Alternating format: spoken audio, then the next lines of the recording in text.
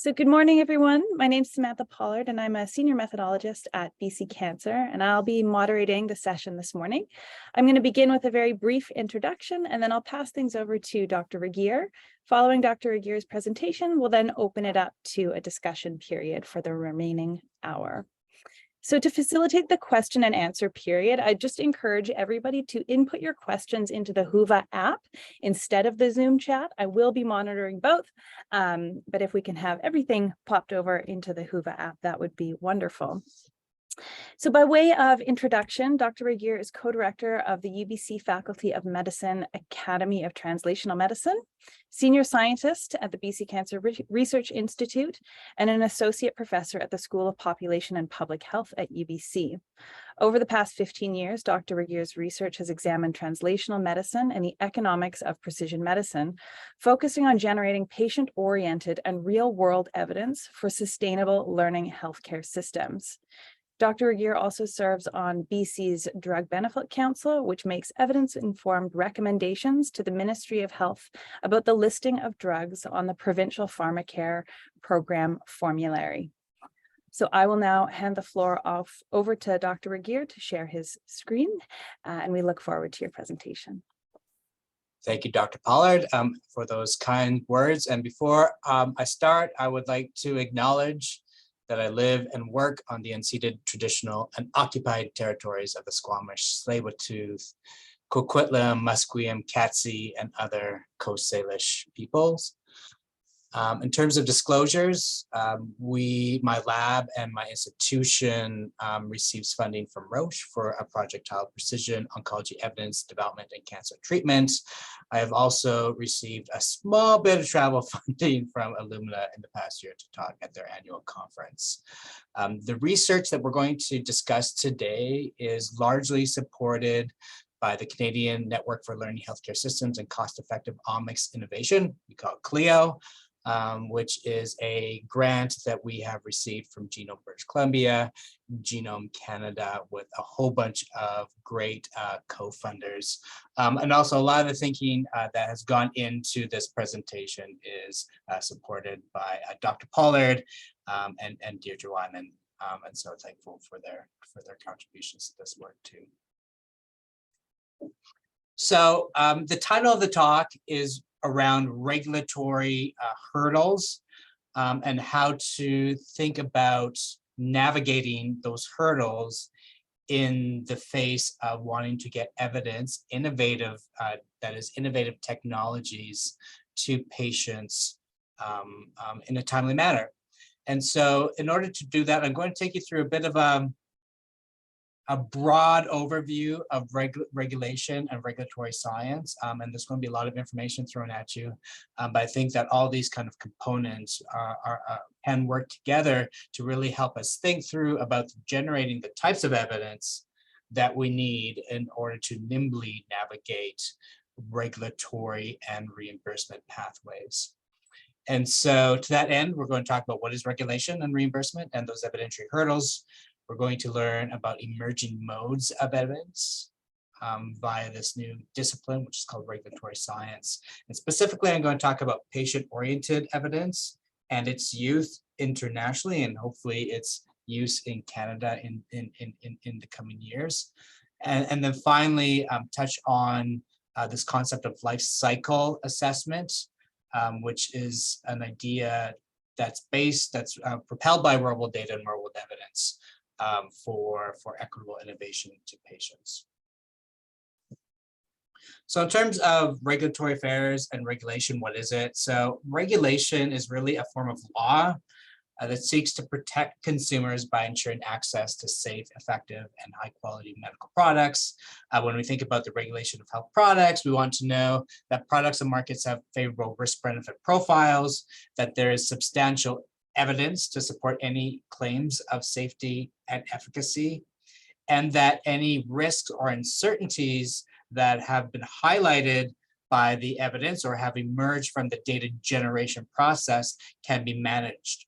Regulatory affairs is like a subset of health regulation. that is meant to serve as that key liaison between research, industry, and government regulatory bodies. It is really concerned with ensuring that the evidence produced and that the documentation necessary for regulatory deliberation and approval are met. So what does this look like from a practical perspective, specifically in Canada? So here's a bird's eye view of that regulatory pathway. And this is the pathway by which health products innovation can be marketed in Canada, as well as how we get it reimbursed in Canada. So the typical trajectory starts with a new drug or medical device submission, which is supported by, for example, that preclinical and clinical studies on safety and efficacy. For medical device, the device classification dictates the type of license required for the product, as well as the quality management system requirements. That submission to Health Canada is followed with deliberation by clinical reviewers to determine if information is complete, and this is key, whether the risk-benefit profile of the intervention of the new drug, of the new technology, is favorable to ensure safety, efficacy, and patient health.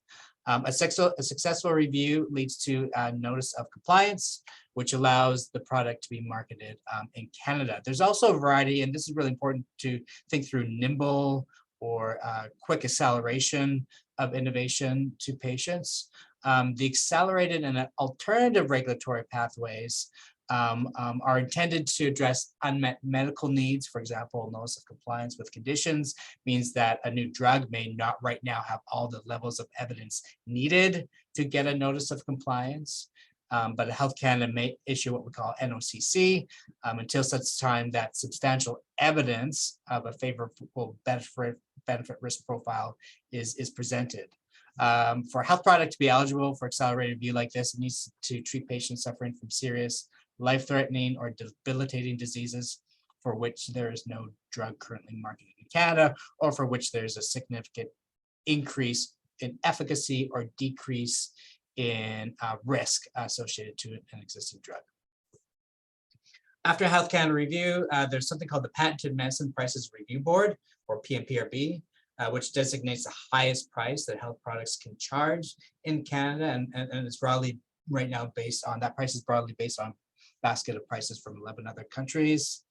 And this is also key, and we don't really think about this a lot, but it's really important for equitable access to innovative products, where access is furthered by reimbursement by the Ministry of Health in the specific jurisdiction. So after it goes to Health Canada, the Canadian Agency for Drugs and Technology in Health, or CADTH, deliberates again on safety, efficacy, and as other dimensions of patient value, cost effectiveness, and implementation or adoption.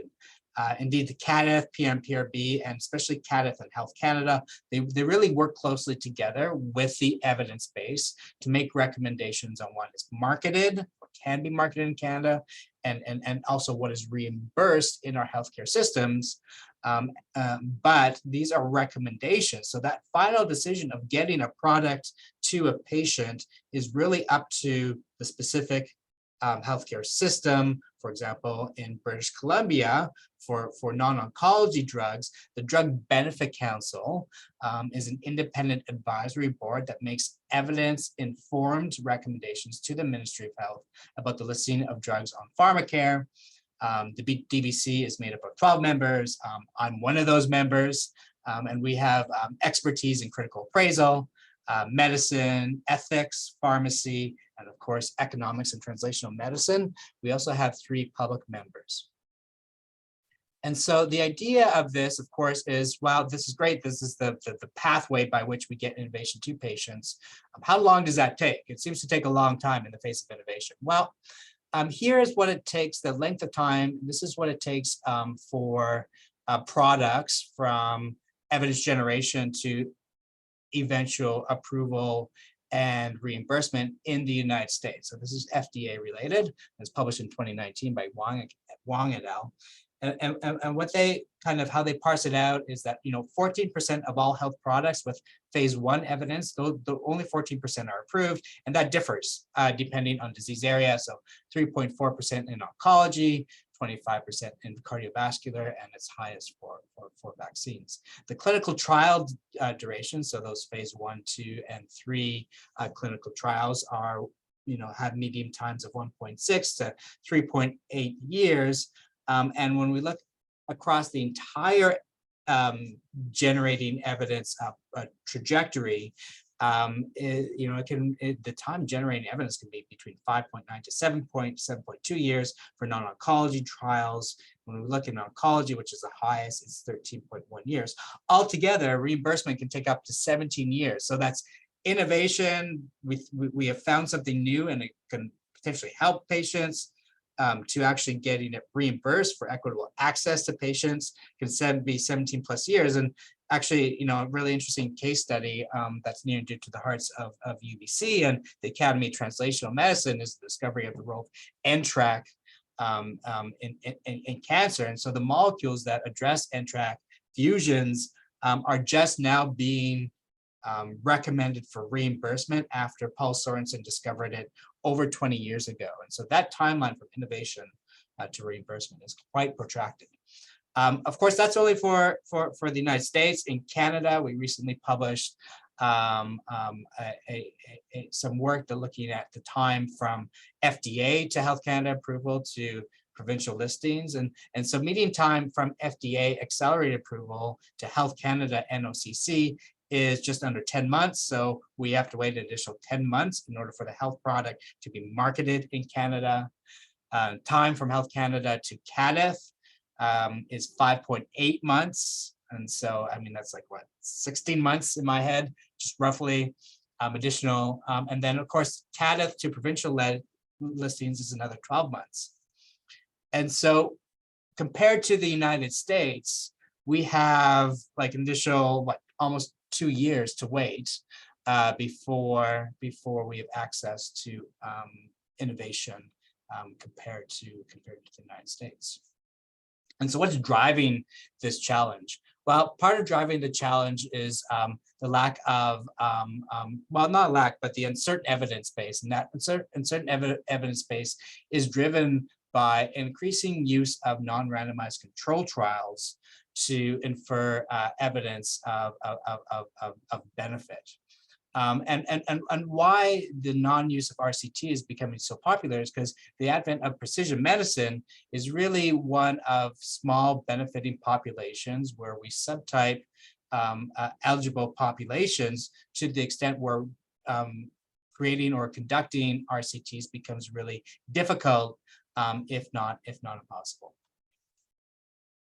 So in the face of these evidentiary challenges, the small benefiting populations, one of the solutions to this is emerging from this concept of regulatory science. And what regulatory science is really meant to be those science-based tools and approaches used to assess safety and efficacy, but taking it from areas that we can increasingly become nimble to the challenges that we face in the regulatory reimbursement pathway. So it's science-driven and key patient-centered, characterizes risk and risk-benefit trade-offs, and it's meant to support regulatory decision-making. And so it's really the FDA that is driving this initiative of regulatory science and has a number of focus areas highlighted here, which I guess the print is kind of small. And so what we'll do is we'll just highlight the ones that are pertinent to our discussion today in terms of what we think at the ATM is really important for driving innovation quicker to patients. And so what we're going to talk about today, just briefly, is the role of real-world evidence through learning healthcare systems, and this is taken directly from the FDA report, as key to the next steps in being nimble to innovation, and empowering patients and consumers using qualitative and quantitative data. The applied areas, of course, are going to be in context of biomarkers, precision medicine, and innovative trial design. So first, we're going to talk about patient preferences. And on the right, you'll see what I lovingly call the FDA caterpillar. of patient preference.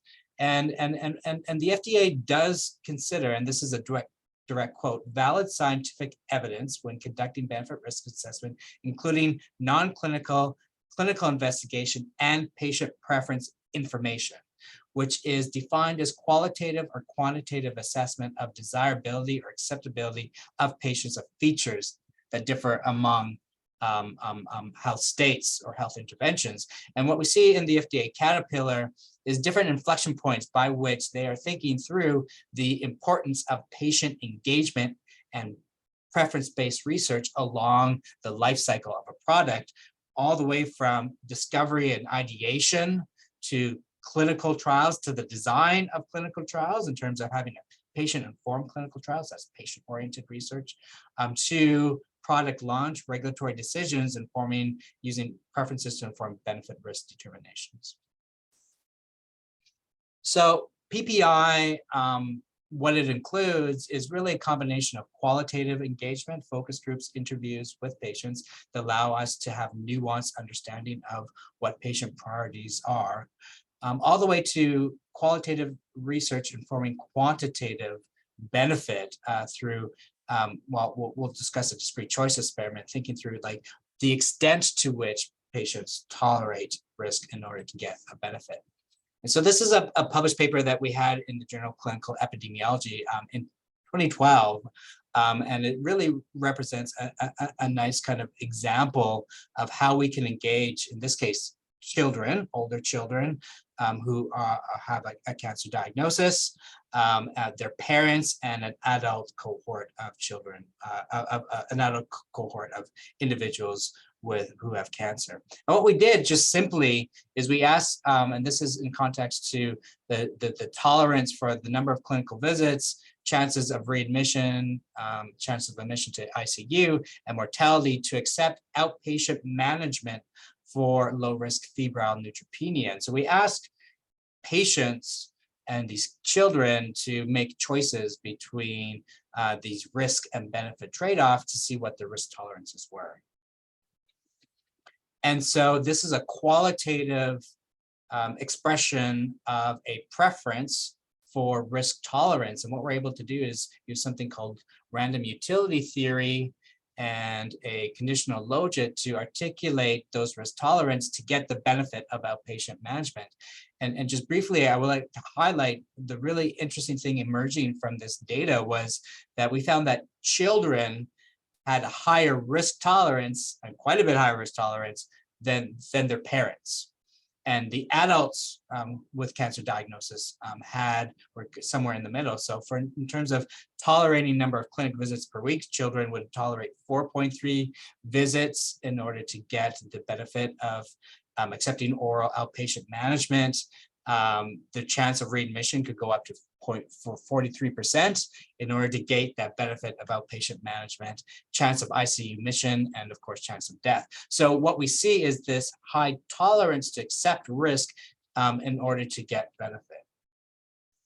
And in terms of what we're doing now in the dementia space, which I think is quite interesting, and this is funded by the National Institute of Health. So we're looking at how people with memory loss and dementia make choices about home versus supportive care. And the idea is to understand at which inflection points do people with dementia and memory loss feel like they actually need to make that move from hours of home paid care to assisted living, to more formal arrangements around help. And in my last few minutes, I'm going to talk about real-world evidence.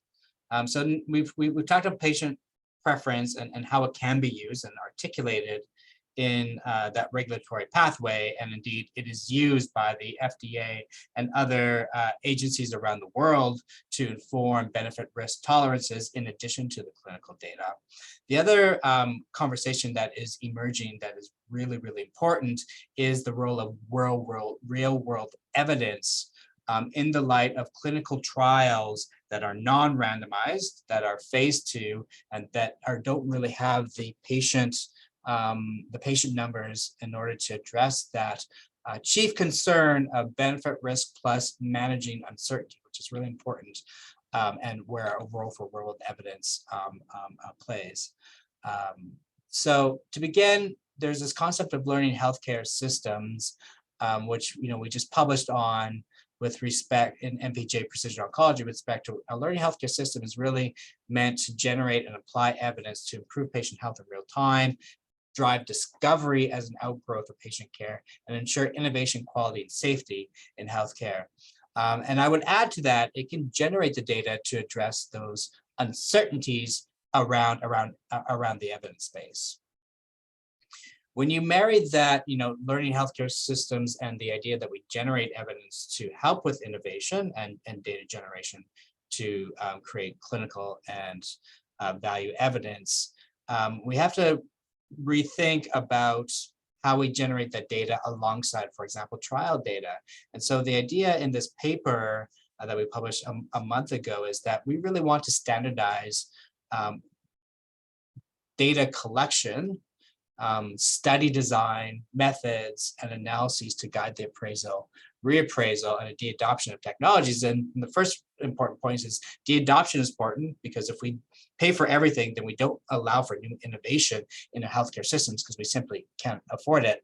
The second important aspect of it is that we need to conceptualize real-world evidence alongside clinical trial data. We need to actually fire up our healthcare systems in parallel to conducting phase 1, phase 2, and phase 3 trials. So when the data becomes necessary to supplement the trial data, that we have that data that is fit for purpose for regulatory and reimbursement decision making.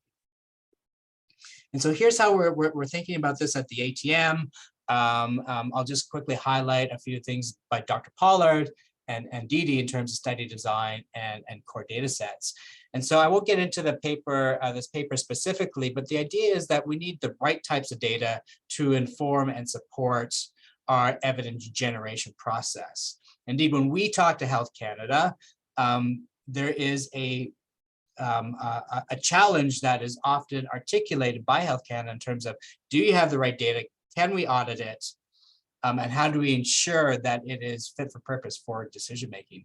And so our start of this is going from a core data set and parsing out all those concerns by Health Canada to enable decision making at the regulatory side. In terms of study design and how we use that, this is something that we've conceptualized over the last 5 years in terms of we may not have a randomized counterfactual, but we can actually use our healthcare system data to generate a synthetic counterfactual using, for example, machine learning techniques to inform what would happen to patients in absence of the intervention, right? And this is how we infer causal estimates of efficacy and safety, because you need to know what would happen in absence of the intervention to demonstrate effectiveness. We have some really nice examples of this. I'm running out of time and I want to leave time for questions.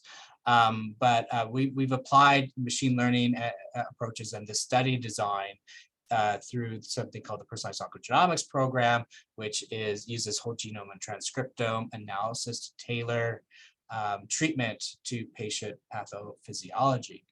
And what we found using both effectiveness and cost effectiveness analysis is that indeed we can generate counterfactual, the control cohort, in a way that you would expect. But we also see, and this is the bottom left through these Kaplan-Meier's, we see some evidence of benefit for those patients who actually have treatment-informed care by whole genome and transcriptome analysis. Of course, not all patients have a targetable biomarker associated with treatment. And even if they do, there's a proportion of patients that are not able to access the treatment because it's not marketed in Canada for that indication. So it'd be off-label use, which is a whole different regulatory pathway in Canada. And the highlights I really want us to take from here is that what this really early stage evidence was able to highlight is that we found through scenario analysis that if we can up informed treatment that is accessible to 45%, if we can decrease the number of biopsy failures, and if we can rein in costs, then we can have we have a higher probability of interventions using whole genome transcriptome analysis being effective and cost-effective, and demonstrates the power of real-world evidence and the study designs that we deploy. Okay, Sam, this is my last slide. And thanks for all for bearing with me through this, I guess, whirlwind tour of evidence and regulatory pathways. But the key points that we want to take away from this, I think, is that, you know, innovation, discovery faces regulatory and reimbursement hurdles. We need regulatory approvals for the product to be able to be marketed in Canada. So it gives initial access to patients. But if it's marketed and not reimbursed, then those patients will have to pay for the product, right? So if we want equitable access to innovation in a timely manner, we also have to navigate those reimbursement hurdles, okay? The idea, of course, is we want to have sustainable healthcare, but as we saw in the first few slides, this increases the leg to innovation access. So to navigate these hurdles, we really see regulatory science as being the thing. It is patient-oriented first and foremost, which is really important when we talk about risk-benefit tolerances, particularly in the regulatory space.